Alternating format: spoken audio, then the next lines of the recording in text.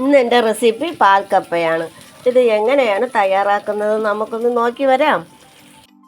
പാൽക്കപ്പ ഉണ്ടാക്കുന്നതിന് വേണ്ടി 1 കിലോ കപ്പ എടുത്തിട്ടുണ്ട്. ഇത് നമുക്ക് തൊലിയെല്ലാം കളഞ്ഞ് കഴുകി അരിഞ്ഞു കൊണ്ടുവരാം. കപ്പ കഴുകി വൃത്തിയാക്കി അടുപ്പത്ത് വെച്ചിട്ടുണ്ട്. ഇനി നമുക്കിത് വേകുന്നത് വരെ ഒന്ന് വെയിറ്റ് ചെയ്യാം. അടച്ച് ആയി അടുപ്പത്ത് വെച്ചിട്ടുണ്ട്. അതിലേക്ക് വെളിച്ചെണ്ണ ഒഴിച്ച് ചൂടായി നമുക്കല്പം കടുക് ഇട്ട് കൊടുക്കാം. കടുകെല്ലാം പൊട്ടി വരുന്നുണ്ട്. അതിലേക്ക് നമുക്ക് 3 വറ്റൽമുളക് ചേർത്ത് കൊടുക്കാം.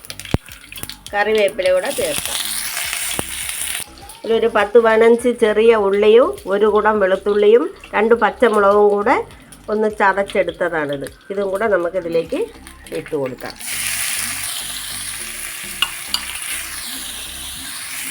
ഇതിലേക്ക് അല്പം ഉപ്പ് കൂടെ ചേർത്ത് കൊടുക്കാം.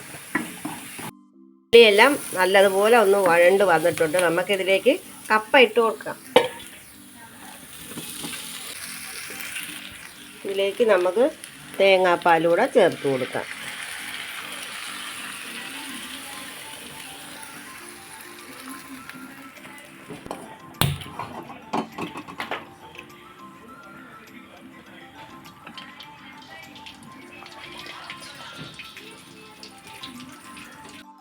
കപ്പയ്ക്കൊന്ന് കടുക് വറുക്കുന്നതിന് വേണ്ടി നമുക്ക് 1 സ്പൂൺ ഉഴുന്ന് പരിപ്പ് ഇട്ട് കൊടുക്കാം.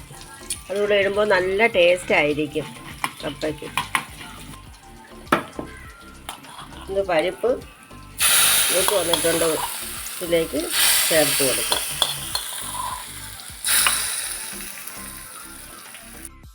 പാൽക്കപ്പ ഇവിടെ തയ്യാറായിട്ടുണ്ട്. ഈസിയാണ് ഉണ്ടാക്കാൻ. എല്ലാവരും ഒന്ന് ട്രൈ ചെയ്ത് നോക്കണം. ഇത് എൻ്റെ ഈ വീഡിയോ ഇഷ്ടപ്പെട്ടെങ്കിൽ ഒന്ന് ലൈക്ക് ചെയ്ത് സബ്സ്ക്രൈബ് ചെയ്ത് ഷെയർ ചെയ്യണേ. Thank you.